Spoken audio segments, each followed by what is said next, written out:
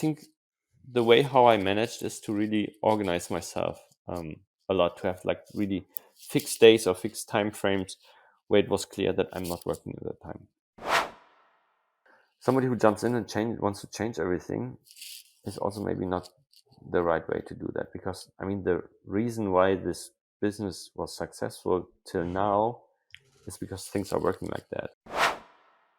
It is 100% sure that the way how you worked before will not be the way how you have to work in the future. This episode is what the podcast is all about. A conversation where you come for the domain expertise and wisdom, but stay for the remarkable human story. And that's what we got from this week's guest, Peyman Pouryekta, who has been a software engineer, leader, CTO, and now a seasoned advisor to startups, especially in that early stage. So we start the conversation by going through the mistakes startups make and what you can do to rectify them, as this is what he does a lot on the day-to-day. But then we move on to Peyman himself and his own remarkable story, where he came over to Germany with his family as a refugee. And then from there, we dig into how and why he's managed to progress and do so much in his life and career. A superb chat, and one that I thought was just brilliant. So, without further ado, I'm Alex Bloisey, and this is the Building Our World podcast. Boom, and we're live. Peyman, welcome to the show. How are you doing this morning? Thank you so much. I'm good. Thank you. How are you?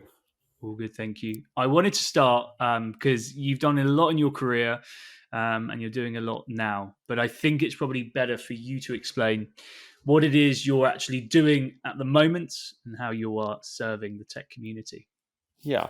So I'm mainly working right now as an advisor for startups, and I'm very much focused on product and technology departments. So I try to help them to identify growing pain and get rid of them. And so most of the startups I'm working with are in this kind of phase where they are getting a Series A round or just in front of some kind of investments, and they see that they have to scale, or they are already in the scaling process, and they realize that they have some kind of issues on structuring the future of the company. Is it more startups without a technical co-founder, or are you advising technical people as well? It's both. Like most of the time, it's some that there's a missing position on the management side, which is very much technical. But sometimes it's also like they have a really strong software engineer, like head off, who's not on the management level, but he needs to, for example, or she needs to develop in that direction and become a CTO and be on eye level with them. Yeah. Well, I think consulting and advice, I mean, for any business is pretty essential, especially as you look to scale, because I see it myself with my business. The amount of times you're working in the business, and it's sometimes so hard to zoom out and see things from a different point of view. So that fresh set of eyes, and obviously you've got massive expertise as well. So, I mean, there'll be a lot of sort of startup people listening to this, whether it's early stage startup founders or people working within that, or anyone actually who's thinking about launching their own thing. So when it comes to these startups, when you come in and you're advising them, what are you seeing that you think these startups should avoid, and how are you helping them? Are there any sort of mistakes startups are making? Yeah. So, like I identified most of the time like 5 different things which are of crucial. And as you rightly said, like this kind of view from outside, or to zoom out and have this kind of helicopter view to see, okay, what's going on. Because when you're inside of the company, there's a lot of stuff going on, and maybe you're overloaded, especially on the management side when the team is growing. And the biggest issues which I see is like the first one, and from my perspective, that's also the most important one, is the focus on people and culture. So a lot of companies miss to do that. And it's not only about hiring new people and finding the right people, which is super important, especially on the engineering side, which is tricky sometimes. But it's also about the development of the existing employees, because like the first people who join the company, in the best case, they stay with you for a longer term. And these are usually these kind of core people, like this core Mm. team, which drive this further. So this kind of focus on people and culture is often missing from my perspective, and Yeah. it can even create some kind of conflict. So imagine you are 5 people or something like this, and the company is growing to 20 to 30 people, and then you hire some people in the product area, like a director of engineering or director of product or something like that. And this person will be placed in front of other people. So conflicts can happen there because people feel like, yeah, maybe I should have become a Mm. promotion to grow into that direction. Is it a case of like, I've helped you build up, this is our baby. I've helped you build out the Exactly, foundations of the business. And exactly. now some schmuck's come in, he's telling me what to do, but he hasn't earned this. It must be a real hard shift. Yeah, exactly. And it's very emotional and it's totally understandable. I remember when I was developing software, it was really like my baby. I was so proud Mm, of it because I built it from scratch with my own team together. And this kind of understanding, and I think from the management side, to make clear and prepare the team and explain and have their full trust that um, we all together will grow, and it's not only just the management or the founders will be mm, super rich at some point, you know. mm, It's more about like, okay, let's have trust each other, we build a future for all of us.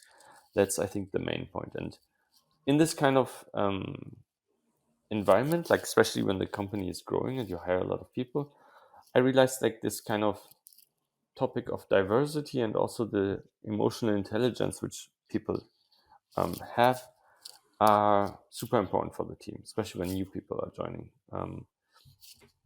Because mm, this diversity creates this kind of different kind of perspectives inside of the team, but also in the end for the product. mm. We had, for example, a team where we have people from China, we had people from US, and then we realized at some point, okay, we want to jump into a bigger market and go to Asia or go to the US. And these people were so important to better understand, okay, what does the end consumer then want? Yeah. So how do you, coming back to that, you have a core team and then more people come in and Hmm. higher levels and things like that. How do you avoid pissing your early employees off that has helped you build something? I know there's obviously things like trust, but do you maybe offer quite generous stock options and things like that? I actually saw a post on LinkedIn this week from a Yeah. founder who's actually quite public about the stock options they're giving to the early employees. He said, "Well, when we IPO, I want to make loads of millionaires. I don't, Mhm. I don't want. It's not just about making me super wealthy. So, I mean, how are you going to avoid that backlash?" Yeah, like the trust topic is pretty important, and stock options is one way to do that. Like I saw, like I think in one of the first startups I joined, not everyone was getting stock options, and later in the later stage, like other kind of startups, they decide everyone, doesn't matter who it is, what kind of position it is, everyone will get some kind of stocks. Has a different amount definitely, but everyone will be part of that because everybody contributed somehow to the success. And it's not only about having salary or bonus and stuff like Mm, that. Like this kind of stock option, especially in Germany, it's pretty tricky. It's not so easy. Like in the US, it's much easier to yeah. handle that. But that is definitely a way how to do that. And yeah, um, the other thing is what is more important is like the communication from the management to the team. This kind of transparency about where we are going and not hiding things because people can feel that, you know, like Yeah. we are not dumb, you know, like we all maybe studied or have some kind of education in the past. You can feel that, like people who are especially have kind of sensibility for that, they can feel things like that. And the trust issue comes often when um, the management or the leadership is not really honest to the people, Mm, and mm, then people also start to leave because they can yeah. realize that. I think the showing things like financials and numbers, and just being super transparent about whether things are going good, whether things are going bad. I mean, I think we've seen the epitome of horrendous communication in this period of layoffs that we've seen in recent months in tech. Some have been handled horrendously. Some management teams have painted pictures of a rosy financial outlook. I know at Pollen, they were saying, I don't know if you heard about what happened at Pollen. But basically they missed payroll, and they were saying, we're just about to finalize this investment, one more day. And there was Mhm. constant updates. Then all of a sudden the board went missing. And then before you know it, they file for bankruptcy. Obviously that's Yeah, an extreme example, yeah, but that, but that, it happens, like it mm, happens more often than we wish for, and yeah. So that is mainly the first thing what I see, like this kind of focus on people and culture. This is often too little. The second thing is the strategy. Like there's no new strategy.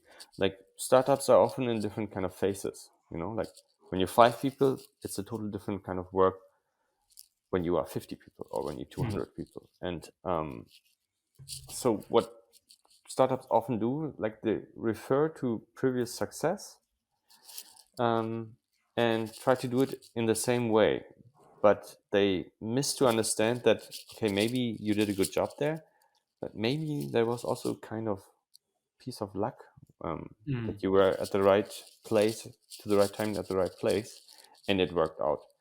And it is 100% sure that the way how you worked before will not be the way how you have to work in the future, because you have different kind of requirements, different kind of the environment changed, like mm, 55 people, 50 people, other kind of clients. Maybe it's more on the corporate side right now, the customer base which you have, and this kind of adapting the strategy and changing it from time to time. This is something what people miss. yeah, They most of the time fall into old patterns. That's what I mm, see, and I try to tell everyone, okay, try to do every quarter an adjustment on the strategy and make sure that it is still the right direction you're going. yeah. Yeah, I think you mentioned about timing. I think there was a TED talk and a big study on how timing is literally the most important factor Yeah, in business success. And it's funny that people sometimes forget that and tie this amazing success or this accelerated growth to their own, you know, God-given divine ability. And then the flip side of that is when the market turns or something changes, you've tied your success to your own sense of self worth. So when the market changes, which is totally out of your control, all of a sudden your self worth plummets with the market. I've seen that. I've seen it in the recruiting world when markets shift and people's revenue goes down. They really get down in the dumps and they can't detach from external stuff and internal worth. yeah. Right now is the current situation a bit like that, I guess, right? Mm, Like times are a bit hard, especially on the investment side and things like that. mm. Yeah. Um, yeah. The maybe the third thing, like Yeah. the first thing, people culture. The second is the strategy. The third thing, which I see, is um, too few or too many structures and processes. Um, like especially when you're growing, um, and the team is bigger than before. Like when you have 5 people, you don't need much organization. Like maybe you are in the office and you're also together on one table, but at some point it gets tricky, and you see that gap. Um, and I saw both directions. I saw people who did some kind of uh, implementing thousands of methods, scorecards, Scrum methods, holacracy, and all of these different kind of things which you can use. And it was a bit too much, and at some point they were a bit too dogmatic on it, Yeah. and it felt like very bureaucratic. So they were more busy with themselves instead of Mm. being busy with delivering the product or delivering to the customer. And on the other side, I saw exactly the opposite, like not doing anything, like not structured at all, like total freestyle, which can lead into a very chaotic situation. And Yeah, the management often in that situation has too many hats on, because Yeah. they still want to decide everything. They become a battle bottleneck. They miss to delegate, to give responsibility to the team, to people on um, uh, with some, maybe some kind of more knowledge in that field, and it leads all in the direction of micromanagement, and then that can be pretty toxic at some Mm. point, because then again people start to leave. They're unhappy with the situation. I think nobody likes to work in this kind of Yeah. micromanagement environment. Yeah. So how do you know if you've got too little processes or too much? How do you navigate that and Yeah. solve that problem? Yeah, it's very individual, to be honest. Like it depends very much on the team and also on the business and how they people want to work. So what I do always is, when I join these companies and help them to improve on that topic, is to use this methods. For example, I implement a Scrum process, but I'm not too strict on it. Like, if there's a need to adapt that method and find your own specific method, like a mix of Kanban and Scrum, for example, or something like this, or maybe develop something total new, then I'm very much open for that, because it needs to work for the team and for the company. And the Mm. experience which I made from the past, from my own startups, is my experience, and at that time it worked, but this situation is new. So there are some kind of things where I would say, okay, this is maybe a good frame for you, but you can adapt that, you can change that if necessary for you. Okay. And you obviously come into companies and do this.